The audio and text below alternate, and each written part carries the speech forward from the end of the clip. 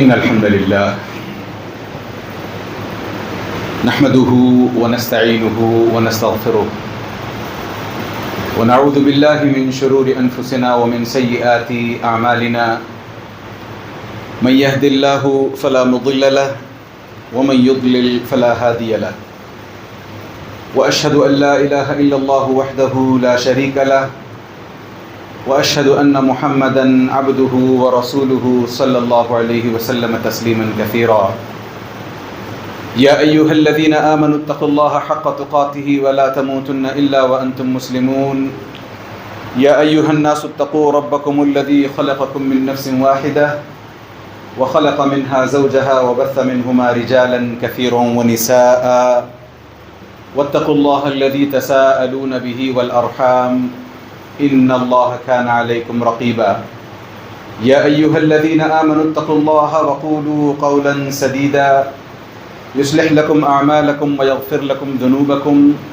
ومن يطع الله ورسوله فقد فاز فوزا عظيما أما بعد فإن خير الكلام كلام الله وخير الهدي هدي محمد صلى الله عليه وسلم وشر الأمور محدثاتها وكل محدثة بدعة وكل بدعة ضلالة وكل ضلالة في النار قال الله عز وجل في سورة النحل والله جعل لكم من بيوتكم سكنا الآية.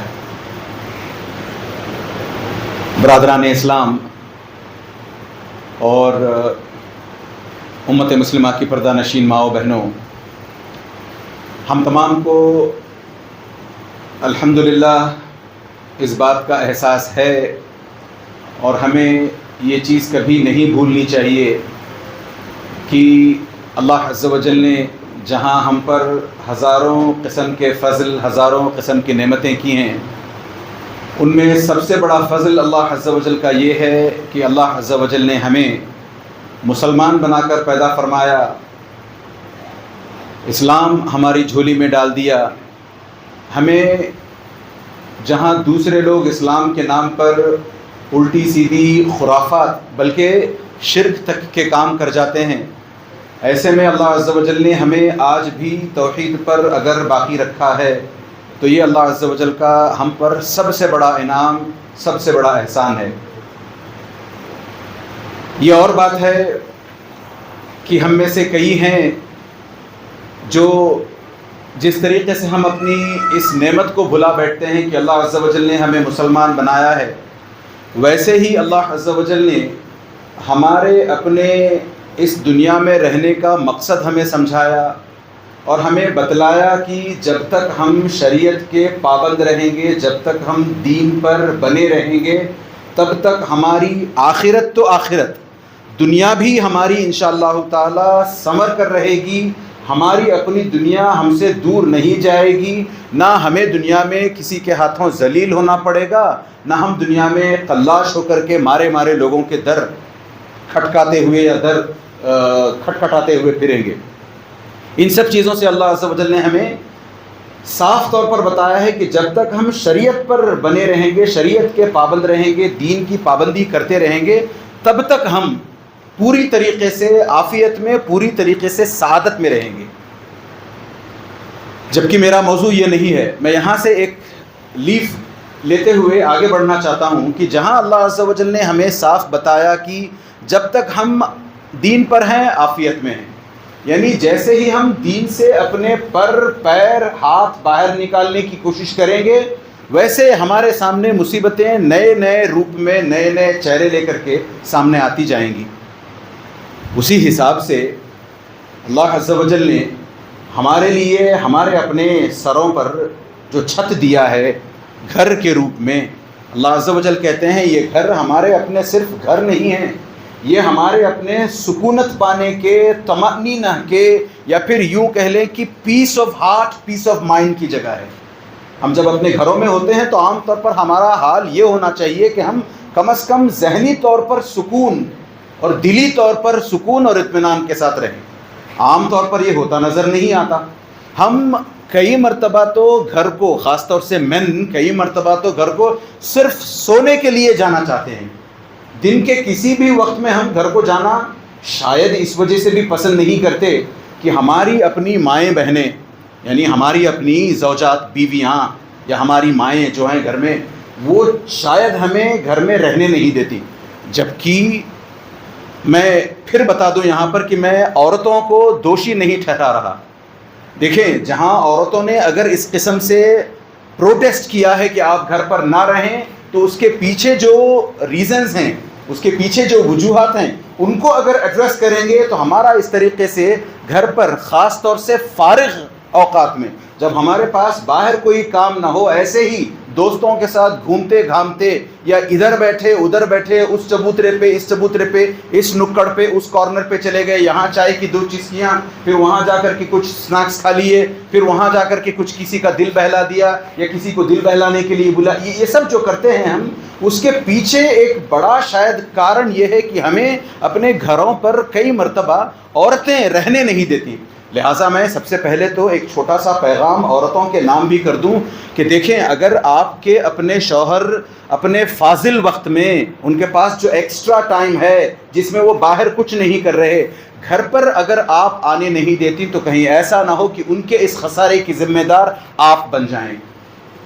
اس کے پیچھے پھر ایک خطبہ پورا اس سلسلے میں ہو سکتا ہے، مگر چونکہ میرا یہاں ٹھہرنا مجھے نہیں ہے. میں اصل میں ہمارا اپنا جو فاضل وقت ہوتا ہے، ضائع جو ہم کرتے ہیں وقت، اس پر بات کرنا چاہتا ہوں. لہٰذا بس عورتوں سے گزارش ہے کہ وہ اس حدیث کو یاد کر لیں. نبی کریم صلی اللہ علیہ وسلم کا فرمان ہے، التی اذا نظرت الیہا اسرت کا، او کما قال علیہ الصلوۃ والسلام، کہ خوش نصیب عورت اور خوش نصیب جوڑا وہ ہے. خاص طور سے اس عورت کی خوش نصیبی کے تعلق سے نبی کریم صلی اللہ علیہ وسلم فرماتے ہیں، وہ بڑی خوش نصیب عورت ہے کہ اس کا شوہر جب اسے دیکھے تو اس کو خوشی ہو. آج کل کی ہماری عورتیں اس طریقے سے گھروں میں کم رہا کرتی ہیں، تو ہم اگر ویسی عورت بننے کی کوشش کریں، ہماری مائیں بہنیں اگر ویسی عورت بننے کی کوشش کریں کہ جیسے ہی شوہر گھر میں داخل ہوں، دوسری حدیث سنیں، من صلت خمسہا وصامت شہرہا وَأَطَاعَتْ زَوْجَهَا، پھر وَحَصَّنَتْ فَرْجَهَا، اس طریقے سے کچھ اور الفاظ آتے ہیں جس میں 4 یا 5 ہی کام عورتوں کو کرنے کے ہیں، جن میں سے سب سے بڑا کام یہ ہے کہ 5 وقت کی نمازیں، وہ بھی پورے مہینے نہیں، 20 22 23 دن پڑھنی پڑتی ہیں. یہ 5 وقت کی نمازیں اگر عورتیں پڑھ لیں، وَصَامَتْ شَهْرَهَا، اور ان کا جو رمضان کا مہینہ ہوتا ہے اور رمضان کے مہینے کے روزے رکھ لیں. اور تیسری بات، وَأَطَاعَتْ زَوْجَهَا، ایک اور روایت میں وَأَطَاعَتْ بَعْدَهَا، یعنی اپنے شوہروں کی فرما برداری کر لیں، اطاعت کر لیں. پھر اس کے بعد اپنی چاسٹیٹی کی، اپنی عفت کی حفاظت کریں، اپنی عزت کی حفاظت کریں. واللہ نبی کریم صلی اللہ علیہ وسلم کا یہ جو فرمان ہے، ہم مردوں کو، میں اپنی طرف سے، سارے مردوں کی طرف سے اگر نہیں نہ صحیح میں اپنی بات کروں، ہمیں ایسی کوئی چیز مل جائے نا کہ آپ یہ 5-6 ڈیوٹیز کر لو، آپ کو جنت کے 8 دروازوں سے بلایا جائے گا، ہم تیار ہو جائیں گے انشاءاللہ تعالی. اتنی آسان بات ہے عورتوں کے لیے جنت میں داخلہ. یہ 4 یا 5 چیزیں جو اس حدیث میں گنائی گئی ہیں، یہ تمام کی تمام اگر ایک عورت کر لیتی ہے تو جنت کے 8 دروازوں سے عورت کو بلایا جائے گا کہ آپ آئیں اس گیٹ سے چلیں اندر، آپ آئیں اس گیٹ سے چلیں اندر، جنت کے اندر بلانے کے لیے. جبکہ مردوں کا عالم یہ ہے، نبی کریم صلی اللہ علیہ وسلم نے فرمایا 8 کے 8 دروازوں سے صرف ایک شخص ہے پوری امت میں جس کو بلایا جائے گا، جس کا نام لے کر کے نبی کریم صلی اللہ علیہ وسلم نے فرمایا وہ ہوں گے ابو بکر رضی اللہ عنہ. اندازہ کریں کتنی بڑی سعادت کی بات ہے، اور عورتوں کے لیے کتنا ویل پیوڈ راستہ ہے کہ بس یہ کام کر لیں. ہاں، نمازوں میں کوتاہی نہیں ہوتی عورتوں سے، رمضان کے روزے رکھنے میں، اپنی عفت کی حفاظت میں بھی شاید کوتاہی نہیں ہوتی. کہیں اگر کوتاہی ہوتی ہے عورتوں سے تو پھر وہ مردوں کی اطاعت میں، اپنے شوہروں کی اطاعت میں. پھر اس حدیث کو یاد کر لیں نبی کریم صلی اللہ علیہ وسلم کی کہ ابراہیم علیہ السلام اپنے بیٹے اسماعیل علیہ السلام کے گھر کو ایسے ہی چیک کرنے کے لیے آتے ہیں. میں پوری حدیث میں تفصیل میں نہیں جانا چاہتا، میرے پاس وقت نہیں ہے. پھر دیکھتے ہیں، گھر نوک کیا، ڈور، بیوی نے دروازہ کھولا، اسماعیل کہاں ہیں؟ باہر کام سے گئے ہیں. اچھا، گھر کے حال چال کیسے ہیں؟ نہیں جی، حال چال بڑے برے ہیں، ٹھیک نہیں چل رہی ہماری زندگی، یہ وہ پرابلم مسائل. یعنی شکایتیں کرنی شروع کر دی، جبکہ اس عورت کو پتہ بھی نہیں تھا کہ یہ اپنے سسر ابراہیم علیہ السلام سے بات کر رہی ہیں۔ ابراہیم علیہ السلام میسج دے کر کے جاتے ہیں، ٹھیک ہے جب آپ کے شوہر آ جائیں تو یہ کہنا کہ گھر کی جو دہلیز ہے اس کو بدل دیں، چوکھٹ ہے اس کو بدل دیں۔ ابراہیم علیہ السلام کے جانے کے بعد اسماعیل السلام جب آتے ہیں تو ان کو پتہ چلتا ہے خوشبو کی وجہ سے، ایک تو وہ، پھر اس میں تفصیل نہیں ہے میرے پاس، وقت نہیں ہے میرے پاس، تو وہ کہتے ہیں ان کا میسج جیسے ہی ڈیلیور ہوتا ہے کہ آپ کے پاس وہ فلاں صاحب بزرگ آئے تھے، انہوں نے کہا ہے کہ گھر کی دہلیز بدل دیں، فوراً طلاق دے دیتے ہیں۔ اس کی تعبیر ہے وہ، پتہ چلا کہ عورتیں اس طریقے سے اپنے شوہروں کی شکایتیں لوگوں سے کرنے لگیں، شوہروں سے کرنے لگیں، ناخوش رہنے لگیں، تو کتنی سخت وعید ہے کہ وہ ان کو طلاق کی تک نوبت آ سکتی ہے ان کے سامنے۔ تو اس حساب سے ہم عورتوں کو، ہماری عورتوں کو تھوڑا سا دھیریہ سے کام لینا چاہیے۔ کیوں؟ اب آئیں اصل موضوع کی طرف۔ میں نے کہا کہ اللہ عز و جل نے ہماری اپنی زندگیوں میں، ہمارے اپنے سروں پر جو یہ چھتیں دی ہیں گھروں کی شکل میں، وہ ہمارے لیے سچ مچ بہت بڑی پناہ گاہیں ہیں۔ ان گھروں میں ہم اپنے فاضل اوقات میں رہ کر کے جنت کے راستے طے کر سکتے ہیں انشاءاللہ تعالی۔ نبی کریم صلی اللہ علیہ وسلم عقبہ ابن عامر رضی اللہ عنہ سے فرماتے ہیں، جب عقبہ ابن عامر پوچھتے ہیں ومن نجات یا رسول اللہ، نبی کریم صلی اللہ علیہ وسلم سے پوچھتے ہیں کہ میں اس دنیا میں کیسے چھٹکارا دنیا سے پا سکتا ہوں، how can I rescue my self from this world. یوں پتہ چلا نجات کا جو لفظ آیا ہے یعنی دنیا کی بندشوں میں میں گویا جکڑ کر رہ گیا ہوں، اس سے اپنے آپ کو کیسے فری کروں ان کلچز سے۔ تو نبی کریم صلی اللہ علیہ وسلم نے، اچھا اس میں پھر آخرت میں کامیابی کا بھی ذکر ہے، یہ صرف دنیاوی نجات نہیں، آخرت میں مجھے فمن زحزح عن النار وادخل الجنت فقد فاز، یعنی آخرت میں مجھے جہنم کو گئے بنا کیسے میں جنت کا راستہ طے کر سکتا ہوں، کیسے جنت جا سکتا ہوں۔ نبی کریم صلی اللہ علیہ وسلم نے 3 انسٹرکشنز دی، امسک علیک لسانک ولیسعک بیتک وابکی علی خطیئتک، 3 باتیں کی، میں تینوں پر تبصرہ کرنے سے تو رہا۔ میرا جو موضوع ہے، جس ٹاپک پر میں بات کر رہا ہوں، وہ ہے سیکنڈ پوائنٹ، ولیسعک بیتک، تمہیں چاہیے کہ تمہارا اپنا ایکسٹرا ٹائم جب بھی ہے وہ گھر میں بتاؤ۔ آج سوچیں ہم میں سے کتنے ایسے ہیں جو اس طریقے سے اپنا ایکسٹرا ٹائم گھر پر بتانے کی کوشش کرتے ہیں۔ اگر کوئی گھر پر ایکسٹرا ٹائم بتاتا ہے آفس آورز کے بعد، اگر ہم آفس میں جاتے ہیں، کہتے ہیں کہ کارپوریٹ ٹرمینالوجی کیا ہے، آفٹر آورز، کرتے کیا ہیں؟ گھر پر اگر ہم پہنچ بھی جاتے ہیں تو یا تو ہمارے سامنے ہمارا وہ چھوٹا سا کھلونا ہوتا ہے موبائل فون، اس میں یوٹیوب شارٹس ہو گئے یا ریلز ہو گئی، نہ جانے کیا کیا بلا بدتر کی چیزیں وہ دیکھتے رہتے ہیں ہم لوگ، یا پھر ہمارے سامنے اتنا بڑا وہ ایڈیٹ باکس ہوتا ہے یا پھر ٹی وی ہوتا ہے ہمارے سامنے، اس پر ہم بیٹھ کے نہ جانے الٹی سیدھی حرکتیں۔ تو گھر پر باقی رہنے کا مطلب یہ نہیں ہے کہ ہم گھر پر بیٹھ کر کے انٹرٹینمنٹ کا سامان کریں، نہیں، گھر پر بیٹھ کر کے تیسری انسٹرکشن میں وہ بات آتی ہے وَلْيَسَعْكَ بَيْتُكَ وَابْكِ عَلَىٰ خَطِيئَتِكَ، اپنے گناہوں پر نادم ہو کر کے رونا دھونا، اللہ عز و جل سے گریہ ازاری کرنا، استغفار کرنے لگو، یہ سب سے بڑا فائدہ ہوتا ہے اگر ہم گھر پر رہنے لگیں۔ کوئی اور چیز نہیں، نہ صحیح۔ اگر ہم اپنا ایکسٹرا ٹائم جب ہوتا ہے آفس آورز کے بعد کا، بزنس آورز کے بعد کا، یا تو ہم میں سے کئی ایسے بزنس مین ہوتے ہیں جو دوپہر کو اپنی دکان کسی اور کے حوالے کر کر کے 2 گھنٹے 1 گھنٹے کے لیے قیلولہ کے لیے یا آرام کرنے کے لیے یا پھر ایسے ہی سستانے کے لیے آتے ہیں۔ کرتے کیا ہیں ہم لوگ؟ کتنے بڑے بڑے فائدے ہیں ہمارے اس طریقے سے گھروں میں بنے رہنے کے۔ اس میں سب سے بڑا فائدہ جو میں گنانے لگا ہوں وہ یہ ہے کہ کچھ نہیں نہ صحیح وَلْيَسَعْكَ بَيْتُكَ، نبی کریم صلی اللہ علیہ وسلم کا فرمان ہے، نبی کریم صلی اللہ علیہ وسلم کی انسٹرکشن ہے، نبی کریم صلی اللہ علیہ وسلم کا کمانڈ ہے، اس کمانڈ پر عمل ہو جائے گا، نبی کریم صلی اللہ علیہ وسلم کی اس حدیث پر ہمارا عمل ہو جائے گا، ہم اطاعت کرنے لگیں گے نبی کریم صلی اللہ علیہ وسلم کی۔ اس کے بڑے فائدوں میں سے یہ ہے کہ ہم اس آیت کے زمرے میں انشاءاللہ تعالی داخل ہوں گے جس کے بارے میں علی رضی اللہ عنہ نے کہا علموہم الدین۔ کون سی آیت؟ یا ایھا الذین آمنوا قوا انفسکم واہلیکم نارا، اے وہ لوگو جو ایمان لائے ہو، اپنے آپ کو اور اپنے اہل و عیال کو، اپنی بیوی اور اپنے بچوں کو جہنم کی آگ سے بچاؤ، جہنم کی آگ بننے سے بچاؤ۔ کیسے بچائے گا؟ علی رضی اللہ عنہ نے کہا علموہم الدین، انہیں دین سکھلاؤ۔ واللہ آج گھر جائیں ہم 1 منٹ کے لیے اکیلے میں اپنے آپ سے بات کریں کہ ہم اپنے بچوں کو کتنا دین سکھلاتے ہیں، کب سکھلایا تھا ہم نے دین کی کوئی چھوٹی سی بات، عقیدے کی بات نہیں، عقیدہ سکھلانا ہم پر فرض ہے دوسرے معنوں میں. عقیدہ چھوڑیں، دین کی کوئی چھوٹی سی بات کہاں سکھلاتے ہیں. الٹا ہم بچوں کو گھر پر بیٹھ کر کے جھوٹ بولنا، انٹرٹینمنٹ کے ذرائع ڈھونڈنا، سورسز ڈھونڈنا، اور اکیلے میں بیٹھ کر کے نہ جانے کیا کیا ویڈیوز اناپ شناپ دیکھنا، اور نہ جانے کتنی ایسی الٹی سیدھی حرکتیں ہم اپنے گھر پر رہ کر کے بچوں کو سکھلاتے ہیں.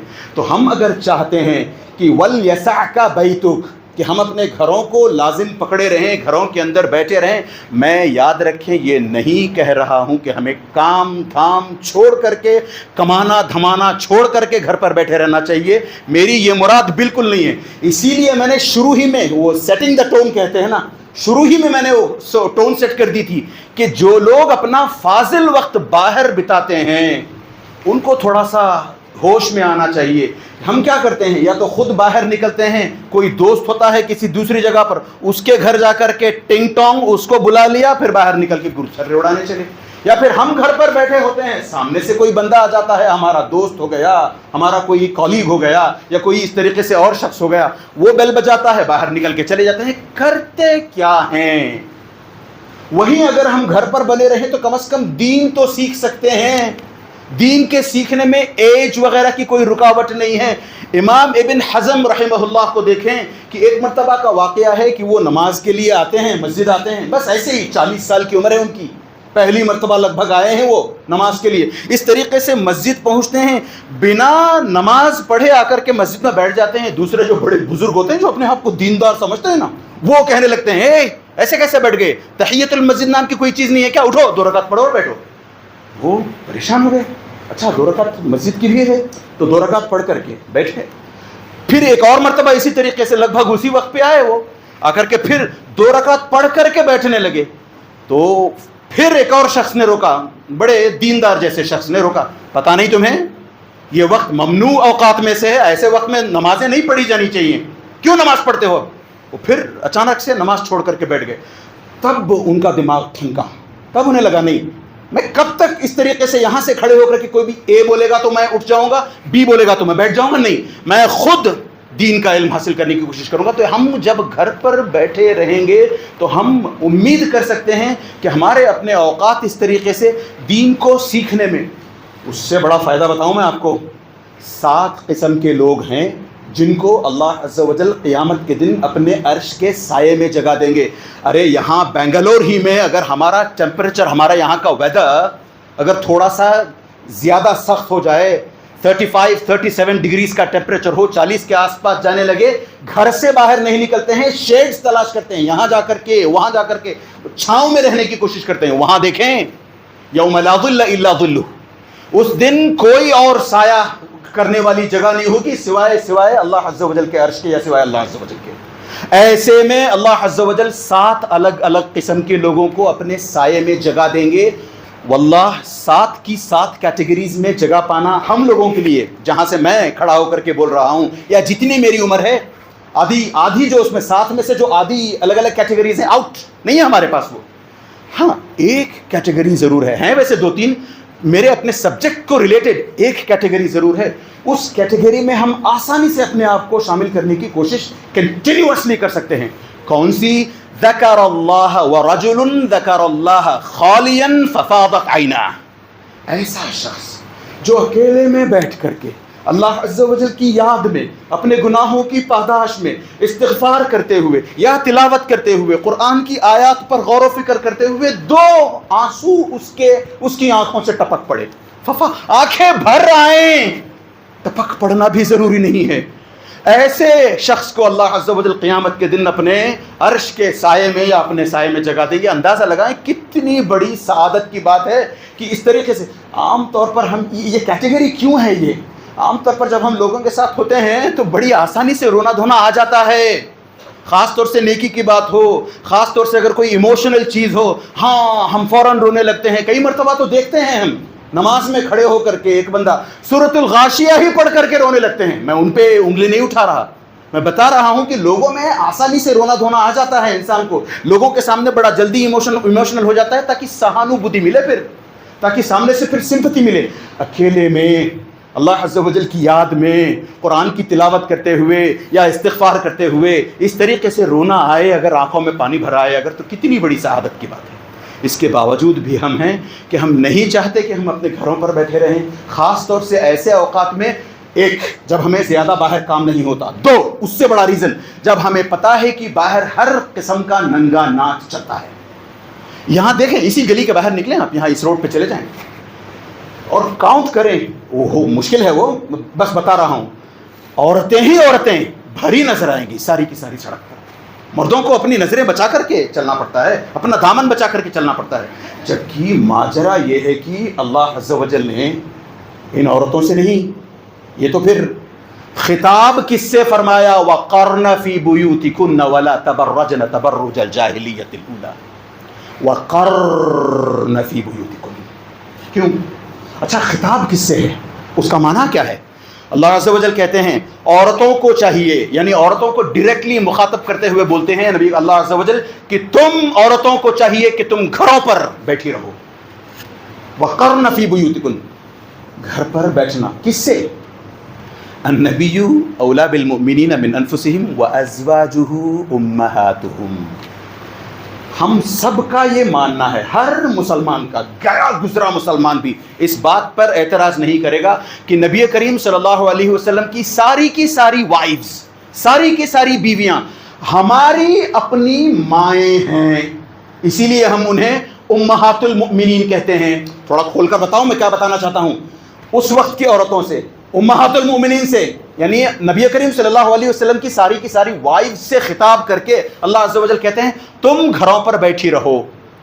جبکہ جب ہم کسی کو ماں کہتے ہیں، خاص طور سے وہ یہ جو ہندوؤں کی جو مائیں ہوتی ہیں، وہ ان کی بات نہیں کر رہا میں، یہاں باندھ لے کر کے کوئی بھی کسی بھی قسم کا نہیں، میں ان کی بات نہیں کر رہا، میں یہاں امہات المؤمنین کی بات کر رہا ہوں۔ ایک سیکنڈ کے لیے سوچ کر دیکھیں، امہات المؤمنین یا ام المؤمنین کا مطلب یہ ہے کہ اس وقت جو بھی عورتیں، جو بھی مائیں زندہ تھیں ہماری اپنی، جو بھی ازواج مطہرات زندہ تھیں، ان کا نبی کریم صلی اللہ علیہ وسلم کے بعد کسی سے رشتہ ناممکن تھا، کسی سے شادی ناممکن تھی۔ کیوں؟ وہ آپ کا بیٹا ہے، آپ کیسے شادی کرو گے؟ تو ایسے بیٹے سے بھی پردہ کرنے کا اگر حکم ہے، وَإِذَا سَأَلْتُمُوهُنَّ فَاسْأَلُوهُنَّ مِنْ وَرَاءِ حِجَابٍ، تو اندازہ کریں ان ماؤں کو اگر یہ حکم ہے تو آج کی مائیں، آج کی عورتیں اس طریقے سے ہم کیسے باہر نکل کر چلی جاتی ہیں؟ کیوں میں باہر نہ جائیں یہ نہیں کہہ رہا، ضرورت ہو اگر باہر جایا جا سکتا ہے۔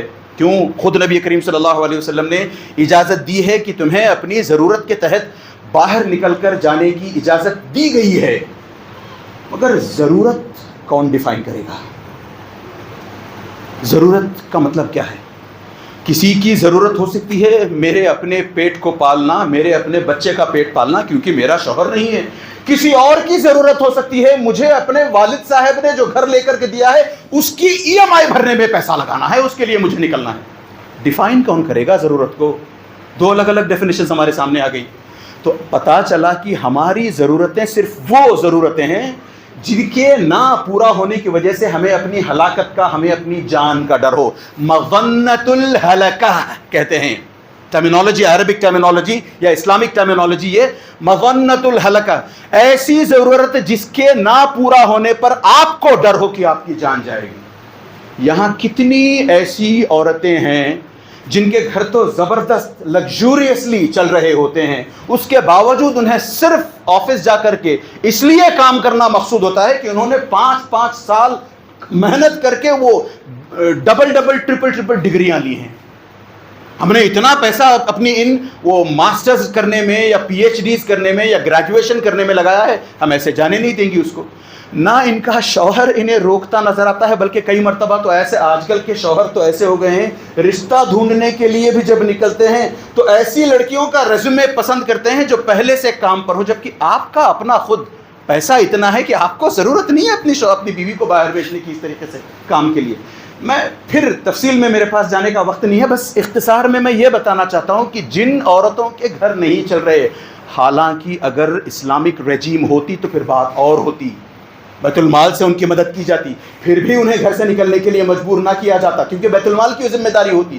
یہاں آج ہم جس سیٹنگ میں رہتے ہیں، جس ماحول میں رہتے ہیں، جہاں ہم مائنورٹی میں ہیں، وہاں کی کنڈیشنز الگ ہیں، تو ایسی عورتیں جن کو مجبوراً باہر نکلنا پڑے ٹھیک ہے، مگر بن سنور کر تو نہ نکلیں۔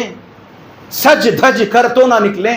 کیسے نکلتی ہیں ہماری عورتیں, اور ضرورت پوری ہونے کے بعد واپس آ جایا کریں. اور جن کو ضرورت نہیں ہے اپنی بیویوں کو, اپنی بیٹیوں کو گھروں سے اس طریقے سے باہر بھیجنے کی, کم از کم انہیں تو ہوش کے ناخن لینے چاہیے.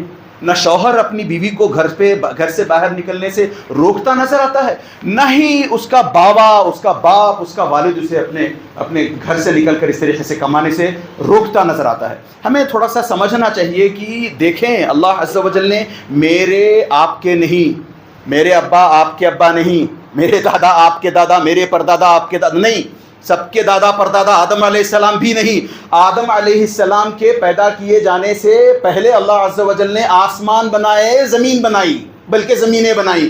ان آسمانوں اور زمینوں کے بنانے سے 50,000 years پہلے, 1 سال 2 سال نہیں, 50,000 سال پہلے اللہ عز و جل نے ہم میں سے ہر ایک کی روزی روٹی تقدیر میں لکھ دی ہے کہ ہم اتنا کما ہی کر مریں گے. جب تک ہمارا وہ آخری نوالا, آخری لقمہ ہمارے پیٹ میں نہیں جاتا ہم مریں گے نہیں. تو پھر بھی ہم روزی روٹی کے پیچھے اپنی بہنوں کو, اپنی ماؤں کو گھر سے باہر نکالتے ہیں, جبکہ ہماری روزی روٹی الحمدللہ اتنی ہے کہ ہمیں ان کو اس طریقے سے باہر نکالنے کی ضرورت نہیں ہے. لہٰذا ہم تھوڑا سا ہوش کے ناخن لیں, تھوڑی سی سمجھ بوجھ اور تھوڑے سے اسلام پر چلتے ہوئے فالو کرنے کی کوشش کریں. اللہ سے دعا کریں کہ اللہ عز و جل ہمارا اس طریقے سے اسلام پر بننا, اسلام پر آنا آسان فرمائے. یاد رکھیے, اسلام پر ہمارا آنا صرف اسی وقت ہو سکتا ہے جب ہم اسلام کو سمجھنے لگیں گے. اگر اسلام سمجھنا نہیں چاہتے تو ہمیں اسلام پسند کہاں سے آئے گا؟ ہم شاید اس شخص کی طرح بننے لگیں گے. وَاتْلُ عَلَيْهِمْ نَبَأَ الَّذِي آتَيْنَاهُ آيَاتِنَا فَانْسَلَخَ مِنْهَا. اس نے اسلام نکال کر جیسے پھینک دیا تھا, جبکہ اللہ عز و جل نے اسے اسم اعظم کا نالج دیا تھا. اس کو پتا تھا کہ اللہ عز و جل کا دا بگسٹ نیم کون سا ہے, جس نام کے ذریعے سے دعا کرو تو دعا قبول ہو جاتی ہے. ویسے شخص کو جبکہ اتنا علم تھا اس کو اللہ عز و جل کا, اتنا علم تھا اس کو اسلام کا, فَانْسَلَخَ مِنْهَا. وہ جیسے قربانی کرنے کے بعد چمڑی ادھیڑتے ہیں نا, قربانی کرنے کے بعد بکرا لٹکا دیا, 10 منٹ 20 منٹ کے بعد آپ جس طریقے سے چمڑی ادھیڑتے ہیں, اس طریقے سے اس بندے نے اپنے آپ کا اسلام کو اپنے آپ سے نکال کر پھینکا. بس اللہ عز و جل سے دعا کریں کہ اللہ عز و جل جب تک ہمیں زندہ رکھے پورے اسلام پر زندہ رکھے, اور جب ہمارے پاس فاضل اوقات ہوں, ایکسٹرا ٹائم ہو, اللہ عز و جل ہمیں یہ توفیق دے کہ ہم اپنے گھروں پر بیٹھ کر کے اس ایکسٹرا ٹائم کا صحیح استعمال کر سکیں. اللہ عز و جل یہ توفیق ہمیں, ہماری گھر والیوں کو, ہماری ماؤں بہنوں کو اور ہمارے اپنے بچوں کو زندگی بھر یہ توفیق عطا کیے رہے. آمین یا رب. صلی اللہ علی نبینا محمد وعلی آلہ وصحبہ اجمعین.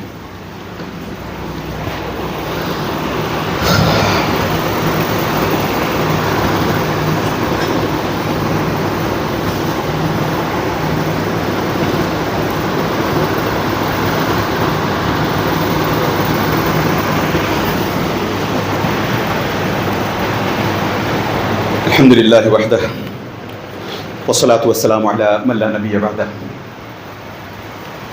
جب ہم اس طریقے سے گھروں پر بیٹھتے ہیں, خاص طور سے اپنے فارغ اوقات میں پھر سے ابھی جو لوگ آئے ہیں ان کے لیے بتا دوں کہ خطبے کا مطلب, مقصد, آبجیکٹو یہ نہیں ہے کہ آپ اپنا کام دھندا چھوڑ کر کے 9 to 5 جو جاب ہے آپ کا وہ چھوڑ کر کے, یا روزی روٹی کمانا چھوڑ کر کے, چونکہ اب کسی خطیب نے کہہ دیا گھر پر بیٹھے رہیں, یہ مطلب اس کا بالکل نہیں ہے. بلکہ اللہ عز و جل خود کہتے ہیں وَابْتَغُوا مِن فَضْلِ اللَّهِ. اللہ عز و جل کا فضل تلاش کرنے کے لیے ہمیں, یعنی روزی روٹی تلاش کرنے کے لیے ہمیں اپنی پوری طاقت, اپنا پورا ہنر, اپنی پوری اسکل, اپنا پورا دماغ ضرور لگانا چاہیے. میں اس کی بات نہیں کر رہا. جن کے پاس یا تو فارغ وقت ہوتا ہے, کچھ نہیں ہے, بس میرا دھندا آٹو پائلٹ موڈ میں ہے, وہ بس چلے جا رہا ہے, مجھے کچھ کرنا نہیں ہے, ایسے لوگ اپنا دن بھر کا وقت کہاں بتاتے ہیں؟ کرتے کیا ہیں؟ صرف کھانا پینا. ارے سب سے ورسٹ چیز ہے جو ہم کر رہے ہیں اپنے پیٹ کو بھرتے ہوئے. اس سے تو بہتر یہ ہے کہ ہم اپنے ان اوقات میں اس کی ایک مثال دے کر سمجھانے کی کوشش کرتا ہوں. انشاءاللہ تعالیٰ 2-4 منٹ میں بات ختم کر لیں گے.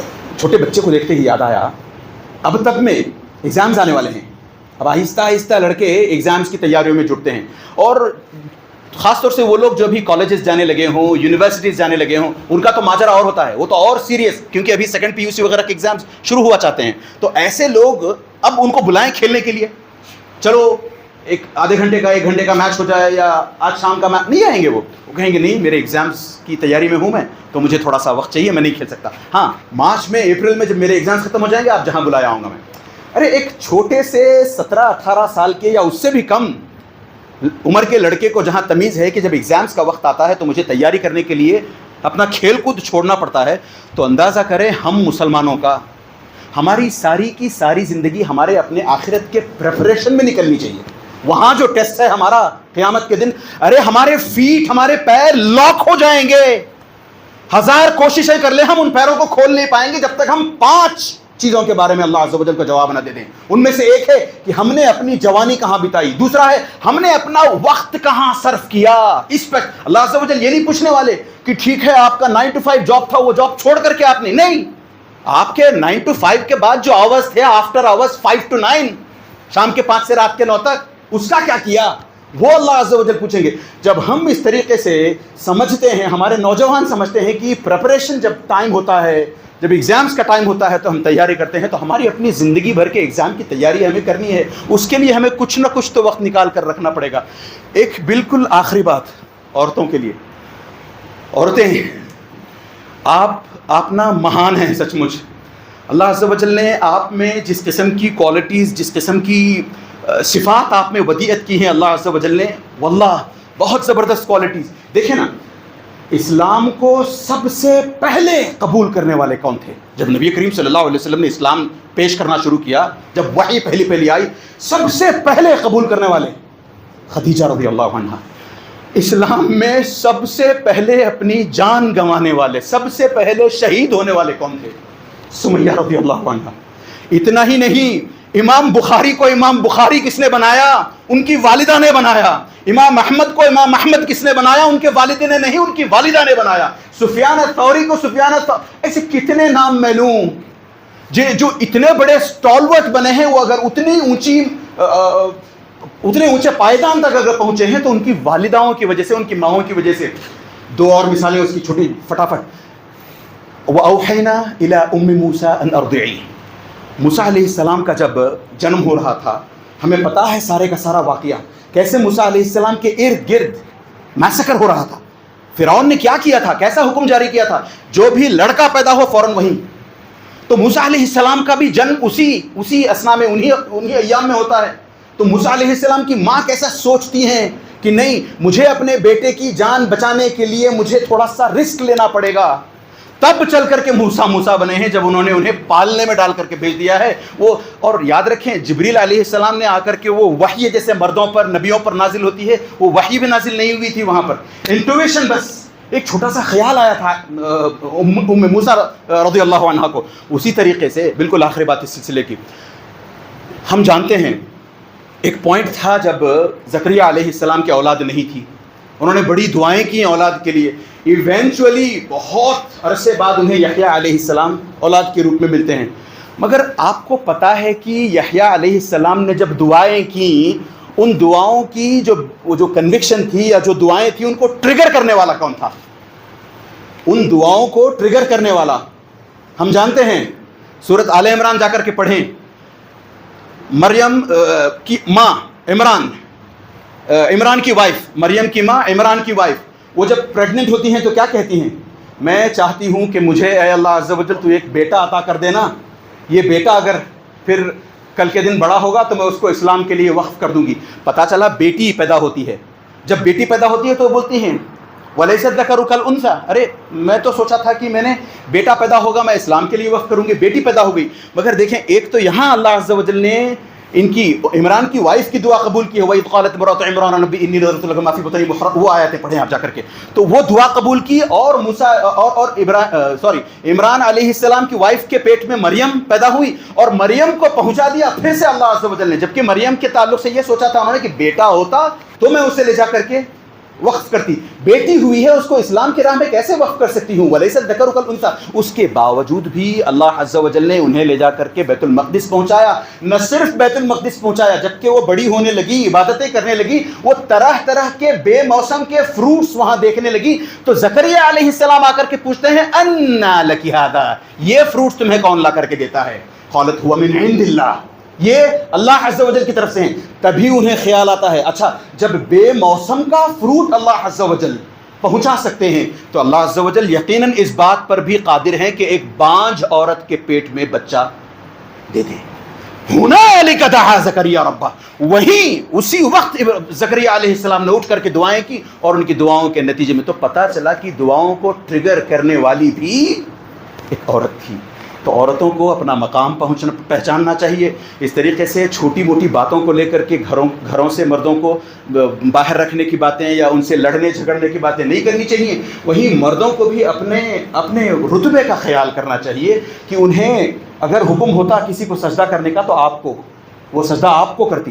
نبی کریم صلی اللہ علیہ وسلم نے فرمایا کہ عورتوں کو اگر سجدے کا حکم ہوتا تو میں حکم دیتا کہ اپنے شوہروں کو سجدہ کریں۔ تو اس وقار سے رہیں ہم، ان کے ساتھ جا کر کے ان کے لیول پر جا کر کے ان سے دو ہاتھا پائی کرنے یا باطنی لڑائیاں کرنے کے بجائے اپنے وقار سے رہیں، اپنی عزت سے رہیں، اور کمانے دھمانے کا خیال رکھتے ہوئے اپنے باقی اوقات جو ہیں ان کا صحیح استعمال کرنے کی کوشش کریں۔ اللہ سے دعا کریں کہ اللہ عز و جل ان تمام باتوں کے نچوڑ میں جو ٹیک اوے ہے وہ یہ ہے کہ ہم اپنا ایکسٹرا وقت آفٹر آورز دین میں، دین سیکھنے میں، دین کی عبادت میں، اللہ کی عبادت میں لگائیں۔ اللہ عز و جل یہ سب ہمارے لیے آسان فرمائے، آمین یا رب۔ ان اللہ و ملائکتہ یصلون علی النبی یا ایھا الذین آمنوا صلوا علیہ وسلموا تسلیما، اللهم صل علی محمد وعلی آل محمد كما صلیت علی ابراہیم وعلی آل ابراہیم انک حمید مجید، اللهم بارک علی محمد وعلی آل محمد كما بارکت علی ابراہیم وعلی آل ابراہیم انک حمید مجید۔ عباد اللہ رحمنی ورحمکم اللہ، ان اللہ یأمر بالعدل والإحسان وإیتاء ذی القربى وینہی عن الفحشاء والمنکر والبغی یعظکم لعلکم تذکرون، اذکروا اللہ یذکرکم وادعوہ یستجب لکم، وادعوا اللہ تکبر واللہ یعلم ما تصنعون۔